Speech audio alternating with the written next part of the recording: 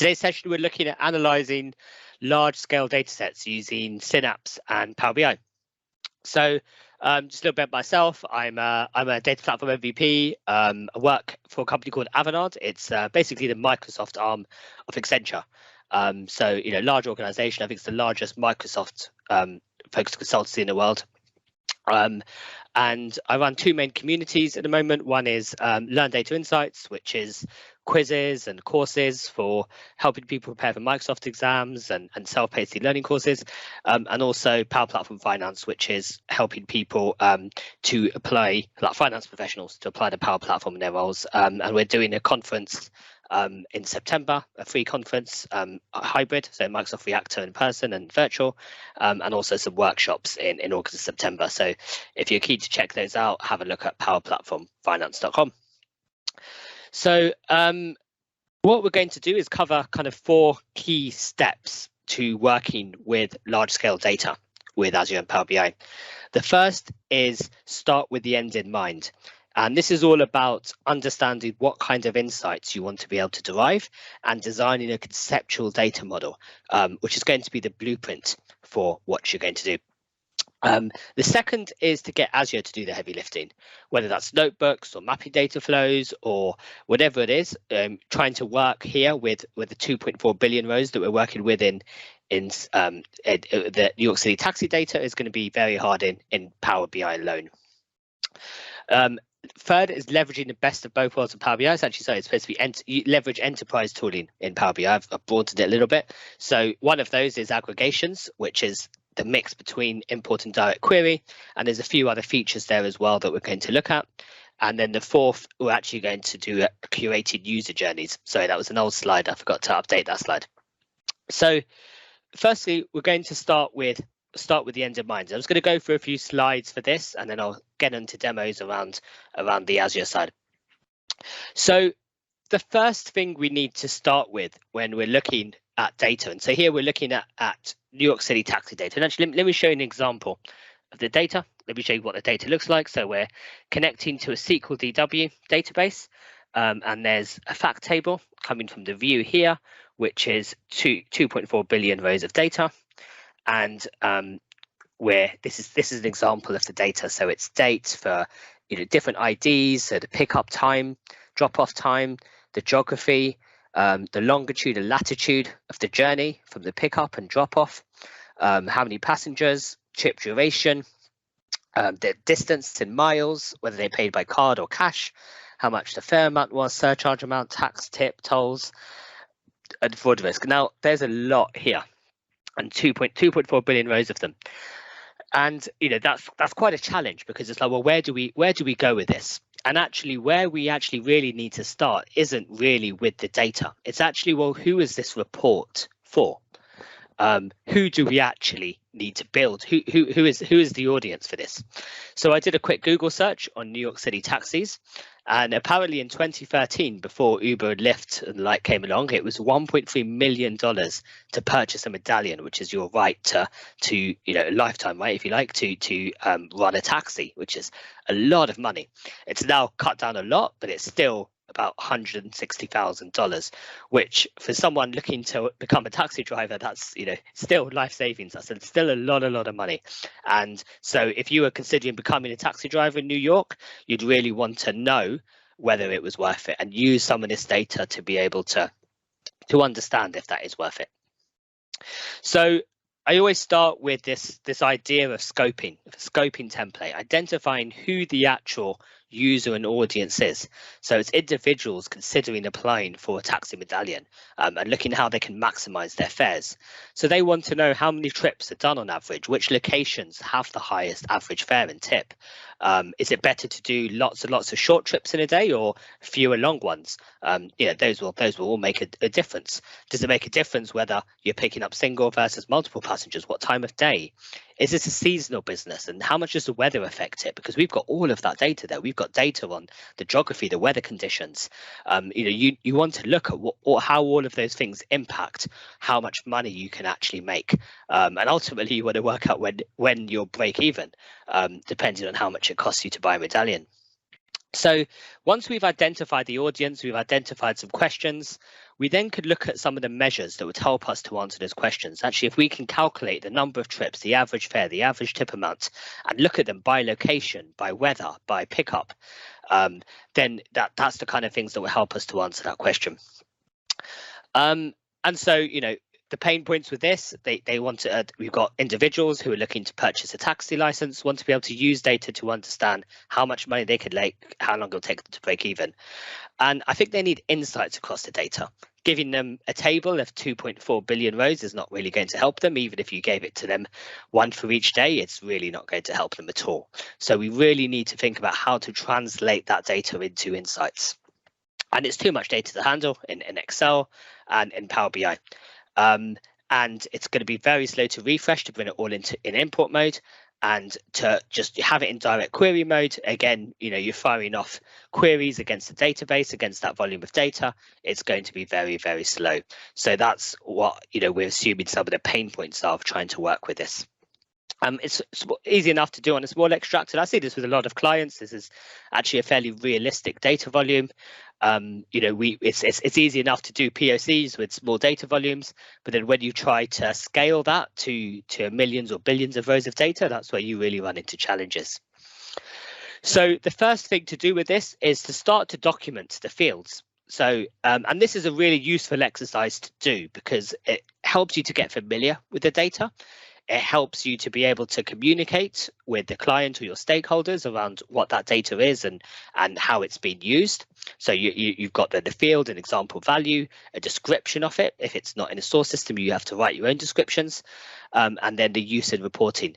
And then when you come to build your data sets, this is really good to have as descriptions for the fields and for measures that you write as well, so that when someone's using this data, they know how to be able to use it to get the kind of insights they want. And so, we've got some examples of some data documented there. And then what we need to do then is do a bus matrix. And this is my bastardized version of a bus matrix. It's basically where you outline what your measures are or what your numerical values are, and then what attributes and grain of attributes do you have those numerical values by. So in our 2.3 billion rows, we have trip count, fare amount, tip amount, surcharge toll, trip duration, and trip distance by all of the different various things. So date, time for both pickup and drop off, location, long and latitude, country, zip code, the weather, we've got the rain in inches, the temperature in degrees Fahrenheit, number of passengers, 1, 2, 3. It's very, very detailed data. Now, the point is, you can't plot all of this on a map or on a visual. And actually, does it really matter? Is that what's going to give you your insights? Does it make a difference whether it's 63 degrees Fahrenheit or 64 degrees Fahrenheit? Probably not. What you really want to know is if it's hot, do I get more or less taxi fares? Do I get better tips?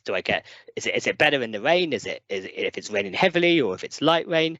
So actually, rather than having these individual numbers, you're much better off actually just having categorizations around rain category, temperature category. So you can actually take those values and say, okay, let's convert. If it's between 50 and 60 degrees, let's say it's quite cool. If it's between 60 and 70, let's say it's warm. So you can categorize the temperature and categorize the rain, and these kind of categories are much more useful, and you can have these on visuals and say 30% of your trips which were raining got you a 20% increase in fares or something like that. So starting to understand what kind of aggregations essentially on categories that you'll need in your data is going to be much easier. So here we've reduced it to just focus on pickup. And we don't need the actual time. Again, it doesn't make a difference if it's 10:15 or 10:30. It's kind of, is it morning? Is it afternoon? Is it post work? That's our time bucket. That's going to be interesting for us to look at it by. And at a high level, actually, we probably don't even know individual dates, right? It's more just about month and year. In June and July, how much do you make generally on trips with these kind of conditions? We've focused on pickup locations and ignored drop-offs. taken out longitude and latitude. Again, it doesn't make a difference, the exact pickup points. It's more just about zip code and an area. Looked at rain category, temperature category, and passenger count. Maybe it just makes a difference whether it's single or multiple passengers. So once you start to aggregate by this and start to look at what the meaningful categories are, you go down from 2.3 billion rows to 1.8 million. Now that's much more manageable and also much more useful for people to actually be able to do the analysis on. So you'd only get to this by doing the analysis up front. If you started to just say, speak to your stakeholders, yep, I want everything. I want all of the data. Give me everything that you've got, all the detail. And you start to build reports and you'll spend months and months doing it.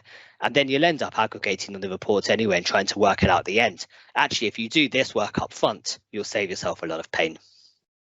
So now we've got actually an idea of what we need to end up with at the end as our star schema. What's our data model? We're going to have a fact table that's going to have these particular dimensions in them.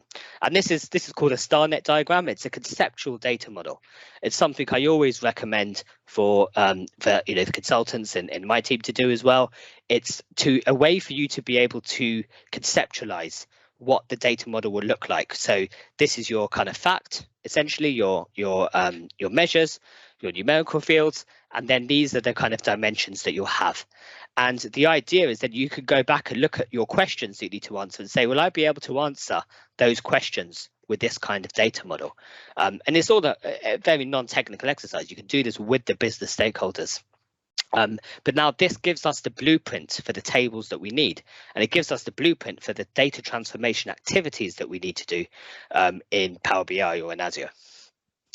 So any questions on that before we start to look at Azure?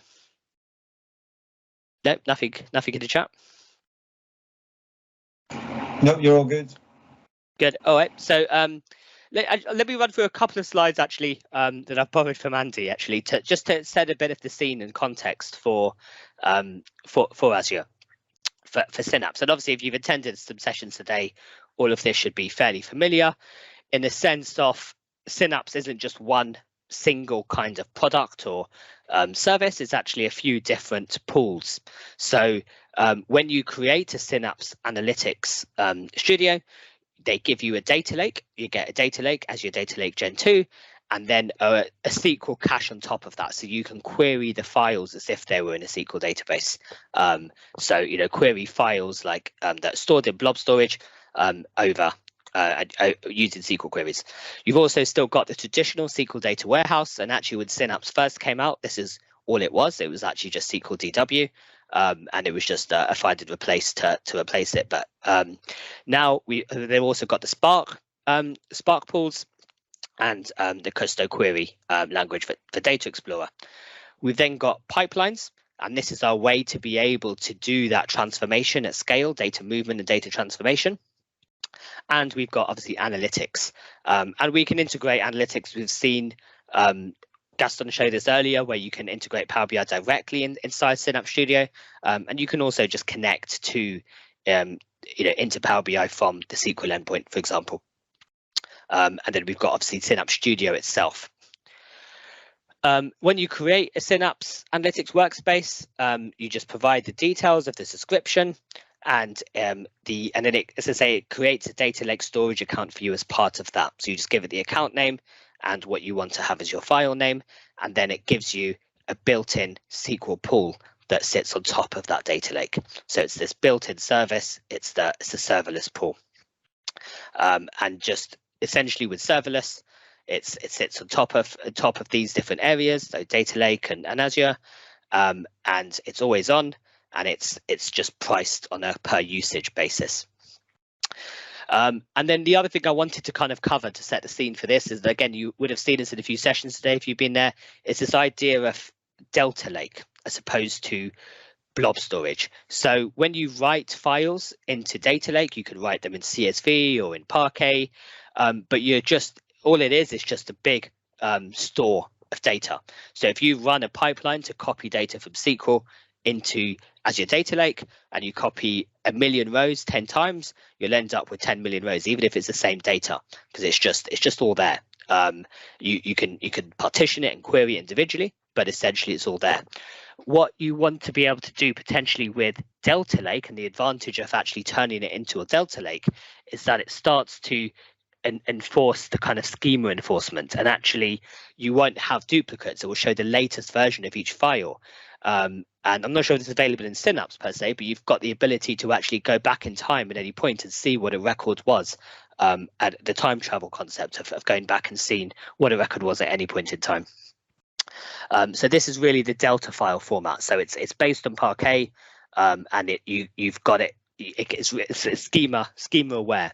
So it's more like a database and more like a transactional type record. So it's quite a good thing to have as a Delta file format. And what we do, and I think Ginger covered this last time as well. So we actually have different layers of our data lake or Delta Lake, where we have raw, which is where we're taking data and just putting it in exactly as it is. So we're not making any changes to it. We then apply some steps to it potentially to clean it if we need to clean the data. In our case, actually, the data is actually quite clean. And then we have the curated layer, which is where we actually have the factor dimensions. And this is where we're going to create our aggregation table, for example. And that could then be queried through SQL Serverless pools and in Power BI. So we've got a raw, cleanse, curated, and I've called them in my example bronze, silver, and gold. And now let's switch over to Azure. So essentially, what we want to be able to do then is take some data from that SQL data warehouse. So we've got all the dimension tables, and we've got that 2.3 billion row facts table as a view.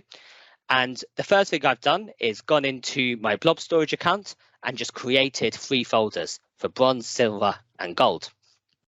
I've then created a pipeline, and here the first thing I've done is set a variable. So there's a pipeline. If we look at the pipeline as a whole without clicking on any individual element, we can see we've got a parameter that's the list of tables. This is dimension tables that we want to ingest. So rather than having a separate activity for every single table and saying, for this activity, take the time table. For this activity, take the weather table. I'm just creating an array for the tables that we want to ingest, dimension tables.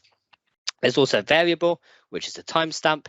And in here, we're just setting the timestamp to the current date and time, so UTC now. Then we're going through each of the dimension tables. So this is a for each activity.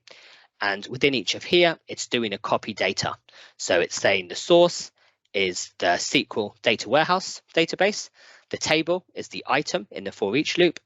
And the sink is going to be the Parquet files, and it's going to be, again, in bronze prod, raw, and then the table name. So what that ends up looking like is going to be, sorry if I just put up in here, if we go into bronze prod, raw, then for each of the tables, we've then got for the date that I ran the pipeline. So I ran 1 or 2 last month and 1 or 2 this month. And then here we can see the date file. So now this is where it's then done. So if I did run that pipeline again, it would create this set of tables for, the 9th of July. And if I run it right now, it will say 9th July 1622. So that's how it does it for those files. Now, to do this for the fact table, it was going to write it into one big Parquet file, which is just very, very actually didn't actually work. I think it actually timed out when I tried this initially to do this with the fact table. So what I'm doing here is first of all just connecting to the database and getting the list of dates, just getting a distinct list of dates. I'm then looping through each date and copying that date. So doing a query where I say select from that view where the date is the date that's been passed in, the string item date ID, and putting it into into data lake and putting it into trip data with a timestamp, the partition, the year, the month, and the day. So then again, what that looks like is now if I go to raw here and I go to trip data, you can see now here, this is the time it was run. So this one was for 2013, and we can see here it's got now then broken down by year, then by month, and then each file is into a separate day. It's about 20 meg. It's about 500,000 rows on average about a day. So that's then all stored and it's all partitioned according to the date. Initially for bronze layer, at least by the partition date, by the time that I'm running the pipeline, and then for the dates of the actual data. So that's all then done in there. Now this is copying it straight into blob storage as your data lake gen 2. It's not Delta Lake. So there isn't actually an option I saw, maybe I just haven't seen it, which is what I was asking Ginger about actually, is actually in here when we create a SIG data set to actually create it as Delta Lake. But what I've got is I haven't written this myself. Actually, I've got some help from someone to write this, but it's a notebook which then takes that data and puts it into Delta Lake format. So we just open up that notebook. We've got a separate notebook for the dimensions and for the trip data. So I can show you either. They're both the same. So it starts off, the timestamp actually takes as a pipeline variable. I actually just did that for debugging to run it for a timestamp, but actually it will take the pipeline variable already. So we don't need to pass that in. And actually it will take the pipeline table name strings as well. So this step is actually a bit redundant. I just had it on for debugging purposes. What it then does is puts out their table names, and it looks at the looks for the right path, because obviously that path that we stored it in is all partitioned by the pipeline date. And then we have loops through each table. The read path has the timestamp in there, and then the parquet, so date, and then 7th of July, whatever it was, 7:32 p.m., and then all the parquet files under there. And what it does for bronze is it actually just appends it all. So it just does delta.mode append. So it just chucks it all in. If I ran it, even for the same data, if I ran it 10 times with 1 million rows, I'd have 10 billion rows in there. What it then does is create a silver Delta Lake and does an overwrite format. So here now I'm getting rid of any duplicates. I'm kind of merging all this data together and compressing it. And that's then gives me my silver lake. What that looks like is that then creates this and the lake database. I've now got bronze prod after I run this and silver prod. And if I did a count from here to say it might be 10 billion if I've run it 10 times with all the data, or 20 billion. And in here, this trip data, if I did a count on that, let me see, I'll try it. I don't know if it will, how quickly it will run, but if I just did a count on my silver lake,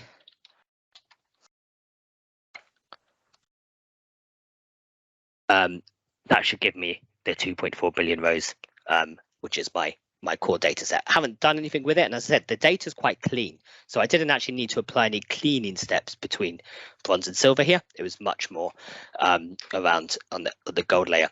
I'm not going to wait for that to run, because I want to show actually how we then got to gold.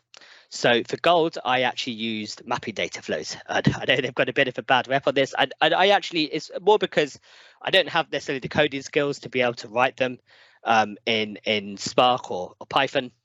And I actually do quite like mapping data flows. So what I'm doing with the mapping data flows is then taking the data from Silver. So it's actually, you can use this connector now, Workspace DB, and point it to the Silver Lake database. And what I'm doing is projecting the date into the future, because the date was from 2000 to 2013. I actually wanted data for 2022, so I could do incremental refresh and hybrid tables and things like that with current data. So I actually just pushed forward all the dates, so added 90,000, 9 years to the dates.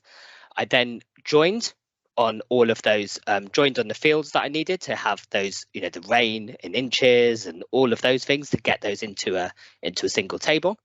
And then I added my categories, the ones that we identified up front that we need to be able to aggregate by, so that how many passenger counts. So this is just simple case statements, which you could have done in SQL as well. So if the passenger count is 1, then it's single passenger, otherwise it's multiple passengers.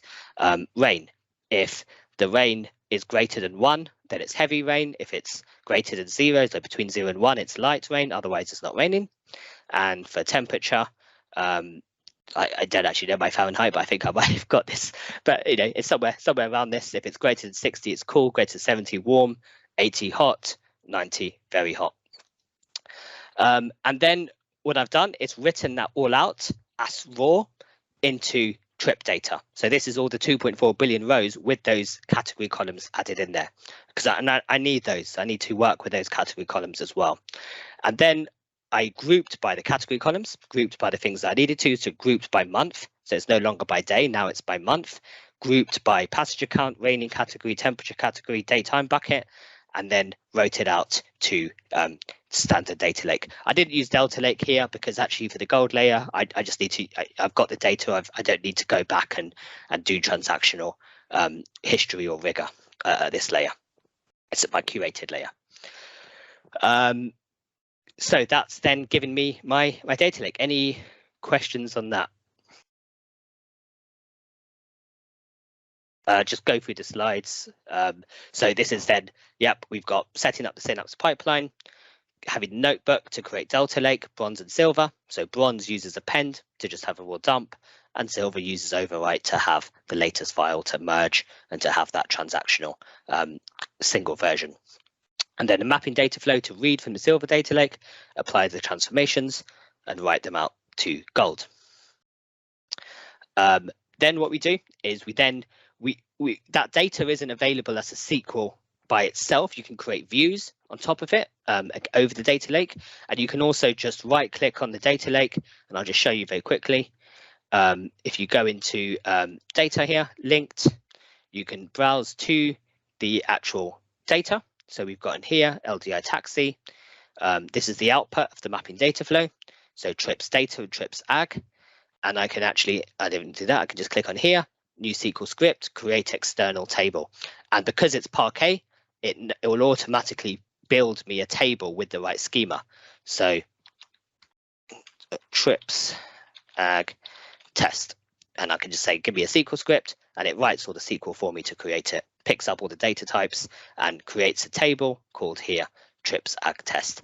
Now I can, when I connect to the SQL serverless endpoint, I'll see this table in there with that data that sits on data lake in Parquet format, and treat it as if it were a database table. So I don't even need to do anything funky with the locations and things like that. Cool. Okay, so the next thing I did was actually bring it into data marts. Now I could have connected Synapse directly to Power BI. The reason I wanted to build it into a staging layer is, I guess, for a couple of reasons. Firstly, having a staging layer is very good from a governance and access perspective, because it allows you to now control access via Power BI. I can control access via workspace access. I can have people who are members or viewers even just of the workspace, and they'll get access to the data this way. So they can connect to the data directly rather than having to go to Azure and me having to set permissions and RBAC and go all through all of that on Azure Data Lake. So having the staging layer is quite nice. With data mart specifically, you actually have the idea of row level security as well. And again, you can do this through access control lists and all the rest of it on Azure, but it gets very complicated. The data mart row level security is dead simple. And the other reason is because actually, whilst I'm just bringing in tables, I'm not applying transformations here, because those are all done in Azure. And I don't want to be doing transformations on that kind of data here. But also what I did want to do is bring my own date table and use enter data here to be able to actually create my buckets. So this is all just enter data. So I can create my time buckets, I can create my duration buckets, I can create a dimension table for passenger categories, single and multiple passengers, raining categories. So I could use the enter data here rather than having to bring it all into Synapse. And then I've got this single place here where this is essentially a SQL database that I can access with all of my data here. And it's actually, for what we're going to look at next, aggregations, this is really, really important, because it needs to have, it needs to be a SQL type source, because you need to be able to do direct query. Even against these dimensions, you need to be able to do direct query for what we're going to be doing. So once I set it up into data mart, the first thing I did is create a direct query connection to that data mart. So if I just go back to Power BI, Once I've created it in data mart, and I'm not really doing any transformation or anything fancy here, I'm just bringing it all in. Once I go into the data mart, I can click on here. This is the data mart settings, and I've got the SQL database connection string there. So I can just go into Power BI. I know it does create me a data set, but I can't use that for what we're doing because I need to mix composite modes and stuff like that. So I'm just going to copy that and then go into SQL Server and bring that data into Power BI, all in direct query mode for now. So all I've got here is they're just all my tables, and I've just brought them all in, trips ag, trip data. So this is the raw data, this is the aggregate table, the 2.4 billion and 1.8 million, and then all of my tables, and I've just called them dual because that's what we're going to set them to. And then we've got 2 dimensions which are only relating to the detailed data, like time and weather, actually are not relevant to ag, whereas these ones, these temperature categories, raining categories, these are things that we added in to our raw data to be able to then slice and dice by them, and then we've also aggregated by them in our aggregate table. So now these are dimensions that can essentially apply on either our aggregate table, fact table, or our detailed fact table. So what I then did was go into here and start to change the tables. So now the storage mode of these tables, so they were all direct query. I left the detailed one as direct query, and the aggregate one, the 1.8 million, I changed to import mode. And then for all of the dimension tables, which link to both, I changed them to dual mode. Now what that means is that it can either be import mode if it's using the import mode table for the query, or if it's using the detail table, it will then switch it into direct query mode. So then it will actually use that in direct query mode and pass it as part of the where clause. So the idea behind this is that for most of the time, actually, most of my visuals could be able to be served from here. And this is going to be fast because it's a smaller data set, it's aggregated, it's in memory, and it can serve most of the visuals that I need. If someone wants to drill down and see a subset of individual trips with the longitude and latitude and the exact time and the exact rain in inches and the exact degrees Fahrenheit that for those trips, they can then drill down into here, and any categories that I've set in my drill through, like I'm looking at when it's heavily raining, I'm looking at when it's a single passenger, all of those will still pass through as filters into here. And what that will do is give me a much smaller subset to fire off back against my data mart SQL database and bring back the data I need. So that's what we did there in terms of setting up those connections. We then, to set up the aggregations, now the point is you don't need to have separate measures to tell Power BI. You don't need to you can have one page that's just measures based off your aggregate table, and then another page which has measures based off your direct query table. But Power BI is more clever than that. So what you can do is you can say, actually, I just want to write my measures against the detail table, but if you've got the right level, if the grain that you're looking at is the right level of your aggregation, just use this table instead because it'll be much faster. So here we go to manage aggregations, and we can see here what we can do then is say when we're looking at number of trips, so these are now the fields in our aggregate table. So when it's doing number of trips, we're looking at when it would do count rows of trip data. So if I create a measure called count rows of trip data, it will know to actually use this aggregate table for that measure when it can. Same with all of these. I can create a measure called total distance, sum of trip data, and it will know here by me setting it to say, I know sum of trip data is the same thing as total distance in your aggregate table. So I'm just going to use that instead wherever I can, rather than going off and firing it off in direct query mode. So say total fare, total tips. And then what we can have then is our measures, all just based off our detailed table. So we have number of trips, it's just count rows of our detailed fact table. Total fare is sum fare amount, total tip, average fare, and average tip. And even if you have measure chains, it will still just always go off the aggregate table when it can. And you can actually prove that it's hitting off the aggregate table. So if I did this and ran this query, would actually see in Intact Studio, it's got this aggregate rewrite attempt match found. So it's actually able to write that against the aggregate table instead, which is going to be much faster. If I switch that to show longitudes and latitudes or something like that, which is not in our aggregate table, it would have to fire off a direct query for it. So that now then brings us to, let me just quickly jump back to slides just to summarize of what we've just gone through. And I will answer the questions. I'm just keen to show the last bit of this. So data marts, this is kind of data flows with these different benefits. So it's stored in SQL, row level security. It gives you a pre-built data set. We're not really using it here, but it gives it to you, and you can create relationships and measures and write SQL queries directly in the Power BI service. We've got incremental refresh on the data mart, which I didn't show, but again, that's another advantage of that, especially if we're bringing in our entire 2.4 billion rows into a data mart SQL database. We want to apply incremental refresh on that from Synapse. So again, we're not applying transformations in here, so it's not going to be hugely slow, but incremental refresh will speed that up massively. And you just bring in the latest data, and you can take an example here again for Mandy. You can actually create a view and then have a date time against your Synapse data lake, and it will then use that date to be able to bring in just the files that it needs and just process that data. Aggregations, it's the kind of best of both worlds between import mode and direct query. So for everything that you need for your visuals at a high level, it's going to serve it in import mode. When you drill down into specific trips, it will fire off that small query for direct query. So bringing in the whole table into import mode is not great, 2.4 billion rows, and trying to do direct query against the whole data model is also going to be really slow. So this really allows you to do both. And these are just the steps we went through. Creating the DQ connections, the data mart, changing the storage mode, setting up the aggregations and the measures and just checking that it's now going against the ag table, and checking that Power BI is handling those aggregations itself.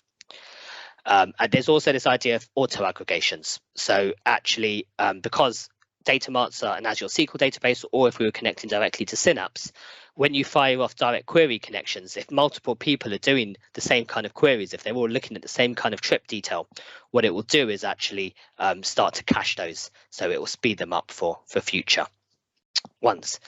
And then the last step is the reporting. Now, this is the nice fun bit. So here we've then got a report that's showing 2.4 billion rows of data. I always start with the contents page, which actually has the scoping template. So when someone's looking at this report, they can actually see which questions this report answers. So they're clear then in terms of what the report is actually answering in terms of insights. We then have fair and tip overview. So now we've got broken down by all of these tables. This is all really being fed from the aggregation table. There's nothing here coming from that direct query table, because these are all our buckets, our time buckets. We now can start to see which time of day it's best to take trips, in which locations, what's duration bucket, short trips versus long trips. So the average fare is $81 for these long ones. And you could start to do the cross highlighting and filter it down for, say, heavy rain or light rain, hot, cold, and start to drive some of that analysis and insights into that. And then when you want to drill down into very specific detail, I'm not sure whether the map visual's not loading there, we can drill through and say, right, I want to see all the ones in January 2001 where it was mid-afternoon for 30 to 45 minutes. Let me try and drill it down a bit more, because no, I need to drill it down more than that. Once I get to a sensible number here, I could drill down. I'm not sure why this map's not loading. Okay, I'll give it a try. It might not actually. Let me just try one of these. Get it down to a more sensible number. Nope, not 0. But the idea is, once I get down to a sensible number of trips that I want to see the details for, I can drill through. Let me just try it anyway. Drill through into, there you go. That's loaded now.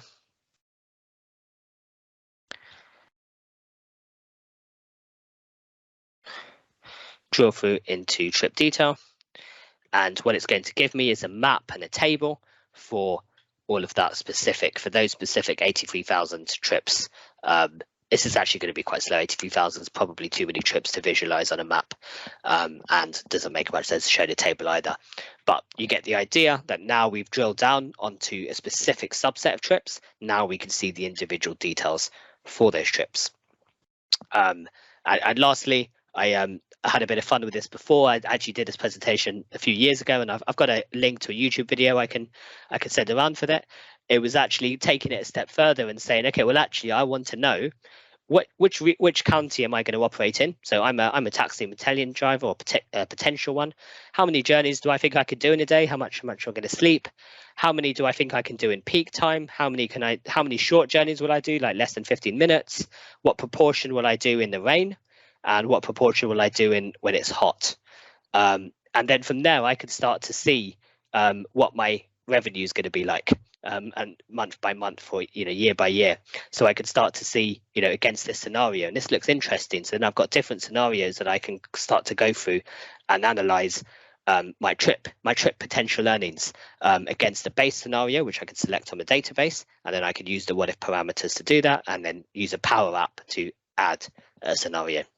So again, just taking it a step further, but really thinking about those user journeys that you want to drive. So just conscious, got last couple of minutes. I just wanted to summarize. So we start with a high level view. So you take the fields from your aggregation table and look at those kinds of insights those questions that you need to answer.